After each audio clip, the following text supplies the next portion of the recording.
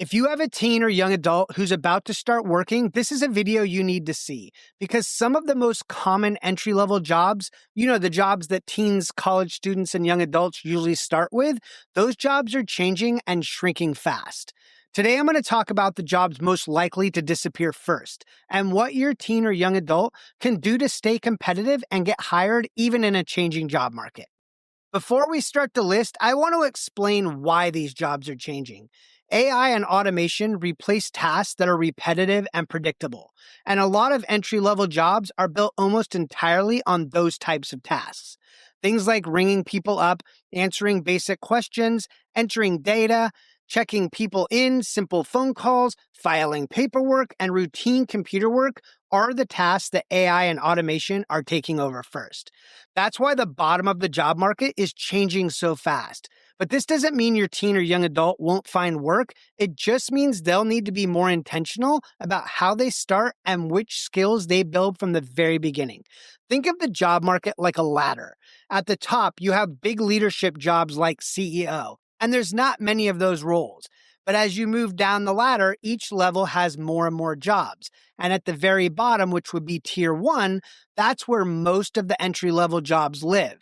But here's the problem. Tier 1 is shrinking quickly.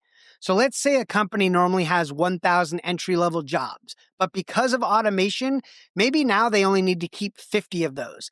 That means 950 people now have to move up to tier 2 or tier 3, which are levels that usually require a little more skill or experience. And don't forget, the people who normally go after tier 2 and tier 3, they're still there too. So now you have way more people trying to get the same number of jobs.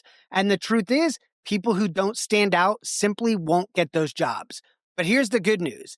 Companies are already telling you exactly what they want. It's right there in the job listings. So say your team wants a marketing job and they see Google Analytics mentioned over and over, well, that's their sign to become the Google Analytics person. Get certified, practice, show projects, be the clear choice. Don't wait for a company to train you. Don't wait for someone to teach you the skills. If you want to rise above the crowd, figure out what your field is looking for, and then start working on those skills long before the job interview ever takes place. All right, let's get into the first at-risk jobs. Those would be data entry and basic office clerk jobs. These are common starter roles for teens, college students, and new graduates who want basic office experience. Basically anyone looking to move up the corporate ladder. You'll see a lot of these jobs in hospitals, insurance offices, schools, banks, basically anywhere that deals with forms and records. And who usually gets these jobs? It's new high school graduates, college students looking for part-time work, and new college grads with more generic degrees like general studies, communications, or even degrees like psychology without the addition of grad school. And here's why these roles are at high risk. Most of the work is super repetitive. And AI can now scan documents, enter information, and catch mistakes faster than people can. And the AI can work 24/7 for $0, which is pretty much impossible to compete with. So if your teen is interested in more of the admin or customer-facing side of work, there are still some roles that are staying strong, especially the ones that involve real interaction with people. Things like front desk coordination, scheduling, office support, client service, or roles that mix a little technology with helping customers. These jobs stick around because they need real judgment, real communication, and real people skills. AI can help, but it can't replace the human part of the job. And if your team wants to stand out in these roles, a few soft skills make a huge difference. Skills like being organized, communicating clearly, paying attention to detail, and just being reliable. There are also a few simple certificates or tools that employers love to see, especially for the younger workers. Things like Google Workspace or Microsoft Office Basics, Excel or Google Sheets, one of the beginner-friendly Google Career certificates, or even learning a basic CRM tool like HubSpot. These aren't huge time investments, but they make you look prepared instead of brand new. All right, let's move on to the next job, and that would be bookkeeping and basic accounting clerk roles. These are the starter jobs for people who like numbers or who study business, accounting, or general finance. And you'll see these jobs in small businesses, medical offices, accounting firms, banks, and schools. But the issue with these jobs are a lot of the tasks like entering invoices, checking totals, and matching numbers, they're very predictable, which puts them at risk of being taken over by AI and automation. And AI tools can now scan receipts, code expenses, and run simple reports, so those roles are shrinking too. If your team likes numbers and they're good with details, there are still some solid paths in the finance world that aren't going away. These are the roles that help teams stay organized. Things like basic billing support, payroll assistance, financial operations support, or junior analyst helper roles. They're a step above simple bookkeeping, and they involve more judgment and problem solving, which is why they're harder for AI to replace. To stand out in these kinds of roles, the biggest soft skills are pretty simple: paying attention to details, staying organized, managing time well, being reliable, and having the patience to double check your work. And there are a few beginner-friendly tools and certifications that instantly make a young worker look more prepared. Things like learning Excel and Google Sheets, doing a basic QuickBooks certification, getting Google's entry-level data analytics certificate, or getting comfortable with simple bookkeeping tools like Wave or FreshBooks. None of these take too long to learn, but they show employers that your team already understands the basics, and that makes a huge difference. All right, the next jobs at risk of AI and automation are the junior software developer roles, which are beginning coding jobs. You'll find these jobs in lots of tech companies, hospitals, banks, schools, and startups. Pretty much every industry hires beginner developers. Those early jobs often involve small bug fixes, simple web updates, cleaning up code, or writing basic functions. But here's the part most people don't realize. Those beginner tasks are the exact things that AI tools can now do really, really well. AI can draft starter code, fix small errors, generate templates, and even build apps. So the entry-level developer jobs, they're not disappearing, they're just getting harder to step into if someone only knows the basics.